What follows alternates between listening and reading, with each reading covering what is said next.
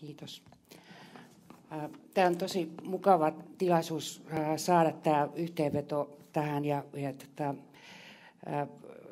Nyt minulla on pidempi aika kuin mitä mä valmistelin, mutta ei hätää, kyllä mä varmaan keksin juttua tässä ja mielellään sitten vuorovaikutuksessa teidänkin kanssa, koska yksi asia, joka tässä kahvitauko- ja ruokataukokeskusteluissa tuli esille, on se, että kuinka vähän me tiedetään oikeastaan toistemme tekemisestä.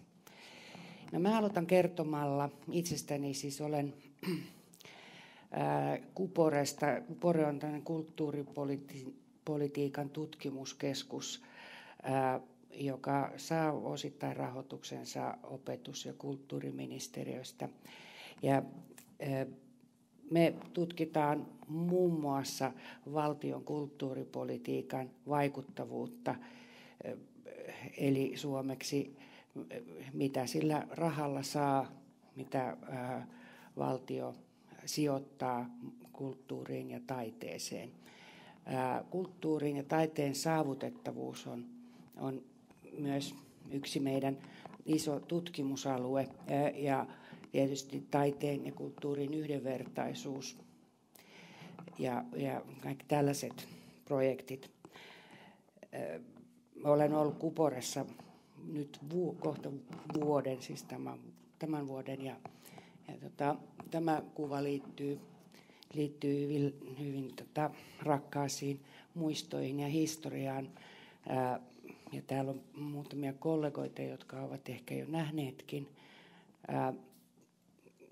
Tämä on 15 vuoden takaa kuva. Tässä kuvassa on noin 80-vuotias rouva tietokoneen äärellä. Hän osoittaa tietokoneen näyttöruutua hiirellä. Hän osoittaa sitä ruutua samalla otteella, kun TV-ruutua osoitetaan kaukosäätimellä. Ja tämä liittyy siihen, kun noin 15 vuotta sitten aloitin täällä, tai vähän ylikin, ei jaksa eikä uskalla muistella, taideteollisessa korkeakoulussa digitaalisen median tuotannon opettajana, ja yhdessä muiden kollegoiden kanssa me aloitettiin täällä tämmöistä saavutettavan suunnittelun opettamista ja nimenomaan digitaalisen saavutettavan suunnittelun opettamista. Ja opiskeltiin siinä hyvin paljon itsekin, ainakin minulle se oli hyvin opettavaista. Tämmöinen design for all -ajattelu siinä, miten nimenomaan julkisia digitaalisia palveluja suunnitellaan niin, että ne on käytettäviä, saavutettavia, helppokäyttöisiä. Se oli silloin hyvin tärkeä aihe, koska digitaalinen media ja digitaaliset palvelut oli aika uusia käyttäjille ja uusia tekijöilleen. No, ehkä mä jätän teidän yleisön ratkaistavaksi sen, että mikä tilanne on tällä hetkellä, miten teidän mielestä tilanne on kehittynyt, jos mietitte julkisia digitaalisia palveluja. Ehkä jossain ollaan menty eteenpäin, ehkä jossain on tapahtunut parantamista, ja ehkä mä luulen, että yksi edelläkävijä on ollut nämä kulttuurin ja kulttuurialan laitokset, jotka ovat joutuneet miettimään tätä yleisösuhdetta hyvin niin kuin, perinpohjaisesti. Ja hyvä näin. Ja tässä niin kuin kulttuurilaitokset ja taiteen toimijat ovat olleet edelläkävijöitä.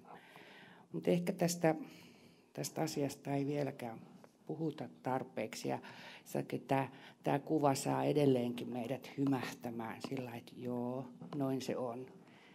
Ja ehkä me osataan käyttää hiirtä tai kosketusnäyttöä, mutta aina tulee niin kuin uusia gadgetteja tässä digitaalisessa maailmassa, joita meidän täytyisi omaksumaan ja jotka ei välttämättä ole niin intuitiivisia ja ohjaa käyttäjänsä. Tähän digitaalisuuteen liittyen meillä oli tässä pyöreän pöydän keskustelu tänään, johon mä osallistuin, tästä ohjelmoinnista puhuttiin ja siinä tällainen hyvä näkökulma tuli esille, että tämä digitaalinen todellisuus on tavallaan harvojen taitajien rakentama. Tämä on tämmöistä, voisi sanoa, insinööritiedettä ja insinöörimaailmaa, jossa nämä palvelut ja nämä appletit, joita me käytetään, ne on rakentama ja suuri yleisö ei tiedä näistä algoritmeista ja koodeista juuri mitään. Ehkä meidän ei tarvitsekaan tietää, emme tarvitse tietää, minkälainen on hissin mekanismi. Kun me painetaan nappia, me halutaan mennä toiseen paikkaan ja se onnistuu ilman, että meidän tarvitsee kurkistaa sinne konehuoneeseen. Mutta tämmöinen digitaalisen maailman rakentaminen on myös tavallaan sellaista vallankäyttöä, jossa välillä miettii, että miten nämä algoritmit käyttääkö ne meitä vai käytetäänkö me niitä. Onko tämä teknologia enemmän isäntä kuin renki. Ja täällä oli tänään sellainen hyvä, tai moniakin hyviä esityksiä, mutta yksi oli erittäin mieluisa tämä me itse -asenne, joka tuli tästä. Tässä me itse voidaan päättää ja me itse voidaan myös vaatia näiltä palveluilta sellaista saavutettavuutta ja sellaista käytettävyyttä, joka palvelee meitä itseämme ja yhteiskuntaa parhaalla mahdollisella tavalla. Vaan liian usein näkee sellaista nöyrtymistä siihen, että kun ei se ohjelma toimi, niin se tarkoittaa, että minä itse olen tyhmä ja saamaton ja oppimaton. Vaan ehkä just tämä rohkea vaatimus siihen.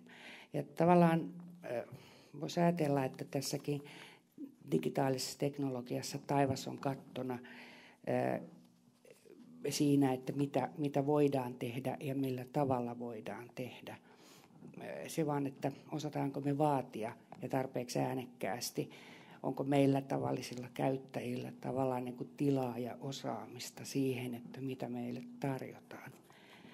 Tällaisia asioita tuli tästä kuvasta mieleen.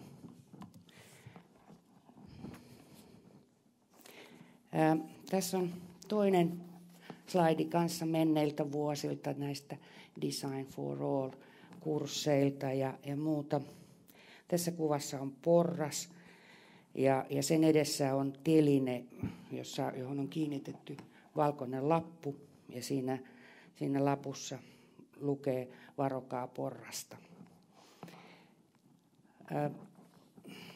Tuossa 2000-luvun alussa meillä oli sellainen opinto-ohjelma nimenomaan tässä rakennuksessa, tuossa parin seinän takana keksittiin sille Antti Raikeen kanssa nimi MUMMI, Multimodal Museum Interfaces.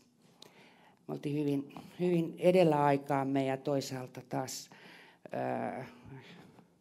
hyvin siinä ajassa kiinni. Se oli koulutus- ja tutkimushanke, jossa me tutkittiin ja yritettiin myös rakentaa tämmöisiä moniaistisia käyttöliittymiä ja erilaisia ratkaisuja museoihin. Ja silloin oltiin Valtiotaidemuseon kanssa läheisessä yhteistyössä ja Kulttuuri ja kaikille -palvelun edeltäjän Kehyksen kanssa aloitettiin, että sieltä hyvin mukavia kollegoita on näinä vuosina kulkenut koko ajan mukana tässä. me tehtiin tämmöisiä saavutettavuuskartoituksia, tai opeteltiin itsekin tekemään saavutettavuuskartoituksia, joilla pyrittiin opettamaan tulevia suunnittelijoita huomioimaan erilaisia epäkohtia ja huomioimaan tämän niin kuin, suunnitellun niin kuin ympäristön ja suunnitellun todellisuuden niin kuin haasteita niin, että ne voisi olla mahdollisimman saavutettavia tai suurelle yleisölle, itse asiassa meille kaikille. Ja silloin meillä ehkä tässä Design for All-kursseilla tai niiden suunnittelussa törmättiin ehkä enemmän sellaiseen ajatteluun, että minkä takia me opetetaan tällaista suunnittelua vammaisia varten. Vammaisia on niin vähän, että tehdään se, tai että miksi me ei tehtäisi sitä vaan niin kuin sille suurelle käyttäjäyleisölle, joka oikeasti sitten pystyy näitä gadgetteja käyttämään. Ja mä luulen, että tässä ehkä pikkuhiljaa on sellainen asenne muuttunut. Kyllin hyvä on silloin kyllin niin kuin kaikille.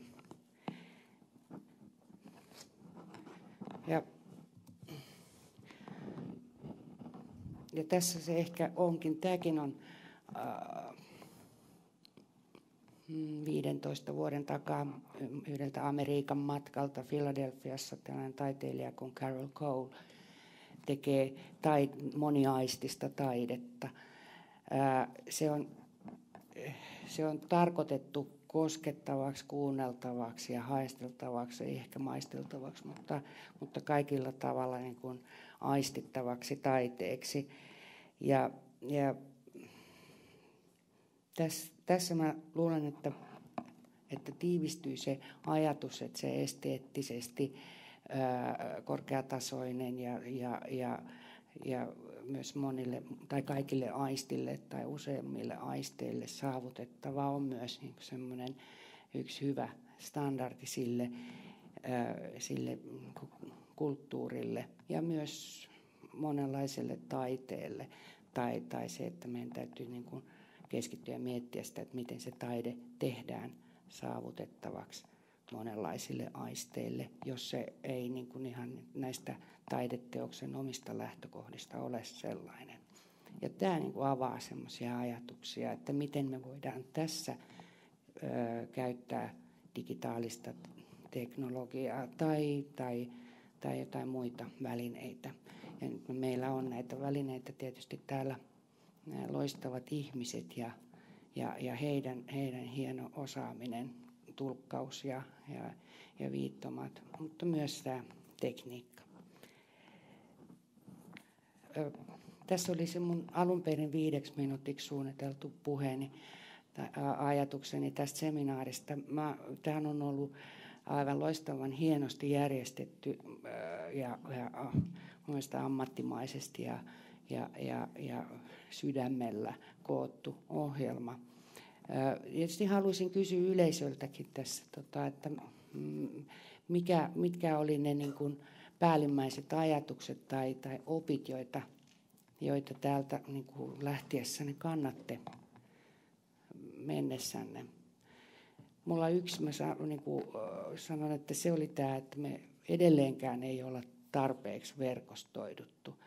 Että näitä tällaisia tilaisuuksia tarvitaan siinä, että me tiedetään, mitä muut tekee. Niin kuin mä sanon, tätä digitaalista suunnittelua on tehty pitkään ja kauan ja hartaasti, mutta onko se löytänyt oikean yleisön? Osattiinko me silloin kauan sitten täällä Taikissa tehdä oikeiden ihmisten kanssa yhteistyötä tai esitellä sitä, minkälaisia ideoita tai innovaatioita yritettiin rakentaa täällä. Mutta olisi mukava kuulla yleisöltä myös näitä. Täällä on yksi. Siellä on 2 kättä pystyssä. Minulla en voinut kuvitella, että tämän päivän jälkeen niin mulla on sellainen todella suuri innostus käydä siellä Tekniska Museetissä Tukholmassa. Et se yllätti minua positiivisesti. Ja se oli kyllä loistava esitys siinä aamulla ja houkutteleva paikka. Mä oon käynyt myös siellä San Franciscossa ja se on myös aika miellyttävä, mutta vaatii ehkä vähän enemmän resursseja piipahtaa siellä. Sulla oli. Joo, mä ajattelin kiteyttää tai ajatuksia vähän siitä, että mitä tämä tilaisuus on antanut. Sanoisin näin, että kyllä tässä vahvistui sellainen mielikuva, että kulttuuri- ja taiteen puolella on aika monenlaisia toimijoita. Ja niin kuin äsken, niin kuin tuossa omassa puheessakin toit esille, että näyttää siltä, että edelleen ollaan sellaisessa tilanteessa, että toimijat ei välttämättä tunne tai ole kohdannut toisiansa kunnes tässä foorumissa.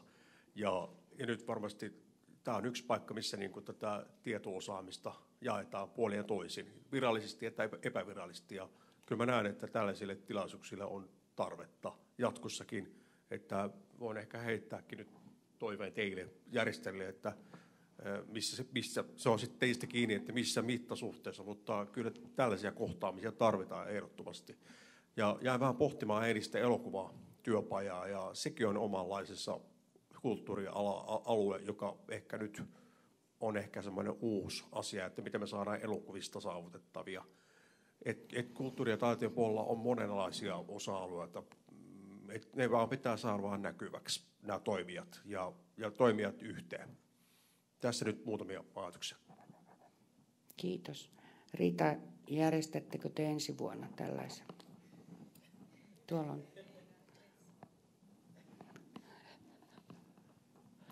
Ai ei ensi vuonna vielä. Missä me tavataan sitten ensi vuonna? Meidän täytyy tehdä treffit johonkin. Onko tämä päällä? On. No moi vaan. Tässä on Eeva Rantamo Kölnistä, Saksasta. Hei. Te olette varmasti huomannut, että täällä on aika monta saksankielistä puhujaa täällä, tai niin kuin osanottajaa täällä konferenssissa. Mikä nyt on uutta, niin yhteistyö Saksan kanssa on lähtenyt liikkeeseen. Eli kulttuurialan saksalaisten osaajien kanssa. Tämä on nyt alkua ja katsotaan, mihin tämä nyt lähtee. Ja kiitos vaan hienosta konferenssista kaikille. Tämä on ollut mahtava olla täällä mukana ja ihan olla Suomessa taas välillä.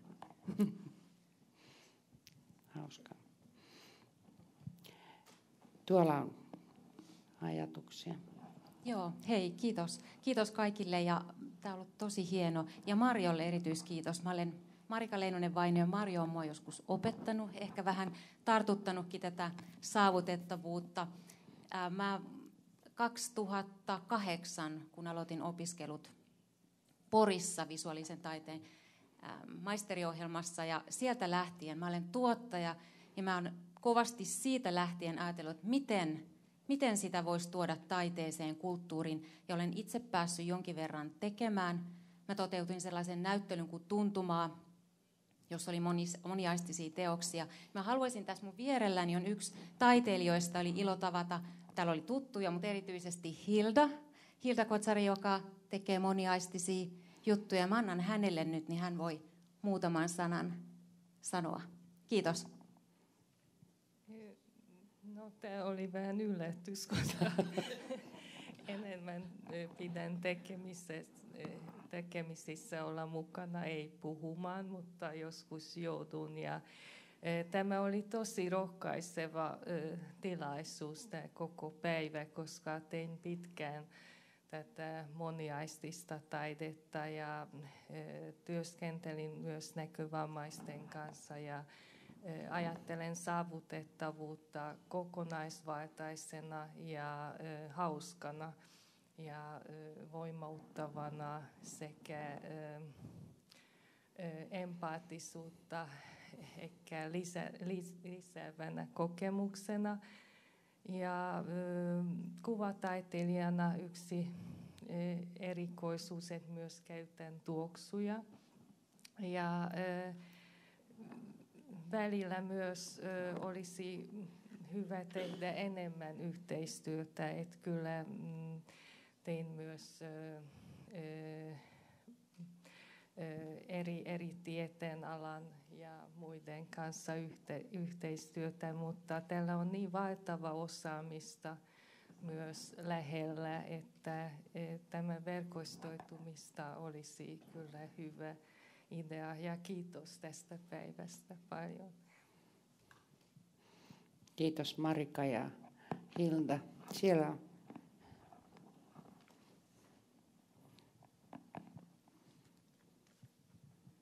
Joo, olen Sari Salovaara Kulttuuri kaikille -palvelusta, eli yksi järjestäjäorganisaation ihmisistä. Ja mä olen ollut pitkään tekemässä tällaista samantyyppistä taiteen ja kulttuurin edistämistyötä. Ja mua ilahduttaa tässä päivässä tosi paljon se, että kun oli tällainen avoin kutsu, niin tulee tosi monenlaista sisältöä ja tapahtuu paljon ja tapahtuu myös siellä mainstreamin puolella, koska mä muistan kuitenkin aivan hyvin, kuinka kovin yksinäistä tämä työ saattoikaan olla joskus vaikkapa 15 vuotta sitten. Eli taiteen ja kulttuurin kentällä niin on mun mielestä näkyisi kaiken kaikkiaankin semmoista suurta edistystä. Ja kyllä sitten kuitenkin, koska maailma nyt kuitenkaan ei vielä ihan valmistunut tänäkään päivänä, niin semmoinen kysymys mulle jää, että just se, että mitä tämän jälkeen. Ja niin kuin on ehkä, mä en enää ehkä pelkää, etteikö asiat vyöryisi eteenpäin, mutta silti sitä semmoista niin kuin valtavirtaistumista odotan edelleen pidemmälle menevää, että se on itsestään selvää, se saavutettavuudesta huolehtiminen, eikä tarvitsisi toisaalta pelätä, että tuleeko niitä yleisöjä, niin kuin espanjalaiset täällä ottivat esille, että jos järjestetään jotain, niin löytävätkö kuluttajat, koska kuluttajia ei välttämättä valmiiksi ole, jos ei ole aikaisemmin ollut palveluja. Niin se semmoinen pioneerityön henki on aina vaan monessakin kohtaa kuitenkin. Että, iloinen olen tästä päivästä ja odotan taas sitten, että mitä tuo seuraavat vuodet tullessa, tai seuraavat 15 vuotta. Kiitos Sari. Mä luulen, että annetaan tähän tämä loppuvastaus paineita Ritalle. Että mun puolesta kiitoksia konferenssista ja kiitos kaikille esiintyjille, että tämä tosi imponoivaa on ollut täällä istua tänään ja eilen workshopissa. Okay, just quickly, Mario asked me whether we will arrange the seminar, the forum next year, and we will not. But it's been a quite long process, and I think one of the biggest, or one of the really good thing with this process has been to cooperate with different organizations and together not take the time to plan and think about what we want. And what we wanted in the beginning was also that this forum would be a meeting place for people who are developing different technological solutions, for people who are working within arts, and for people who are users or who are everything, all the three of them together. And I think that I at least from my point of view, it feels like we achieved that. But the good thing is that we will continue. This is actually Culture Forum, the Equality Forum, Forum for Equality of Culture, Equality in Culture is a form of working that we will continue with. When we started to plan this forum and decided that we will have this kind of as a part of the way we work, we thought that we would be maybe every second year, but now after this process we realized that maybe the next time will be 2019 and the team will be whatever.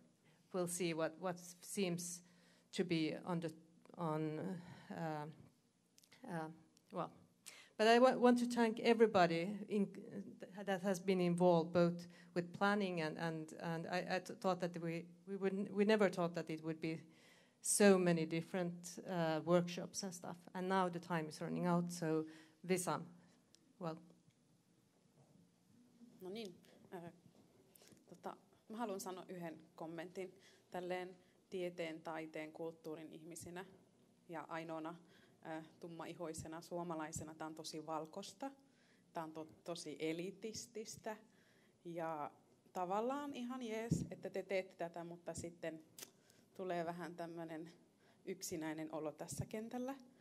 Ja haluan tuoda sen näin lopuksi, ettei kukaan sitten hyökkää mun kimppuun tälle jälkikäteen, mutta näin kun tulee tällaisiin tilaisuuksiin, niin seuraavat ehkä 15 vuotta olisi kiva nähdä monipuolisempaa Suomea edustettuna. Että myös vieraatkin voi sitten nähdä. Ei tarvitse taputtaa, kiitos. Joo, tämä ei ole mikään semmoinen empatiapuhe myöskään, mutta mä oon vakavissani. Mutta virallisiin asioihin. Huomisesta teillä jatkuu ohjelma. Teillä on jotain tutustumiskäyntiä kuulemma. Aalto-yliopiston kandidaattikeskuksen tutustumiskäynneille. Olisi tarkoitus mennä 12.30. Yes. Ja sinne on vielä tilaa, jolloin sinne saa siis vielä ilmoittautua, tai ei tarvitse ilmoittautua, mutta saa siis mennä mukaan.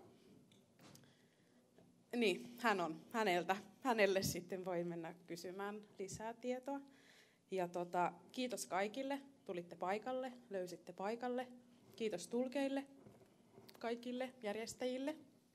Ja mitäs sitten palautetta vaan halutaan. Teillä on tämä cultureforall.fi kautta feedback on se paikka, mihin voi laittaa palautetta, jos tulee kotimatkalla jotain mieleen.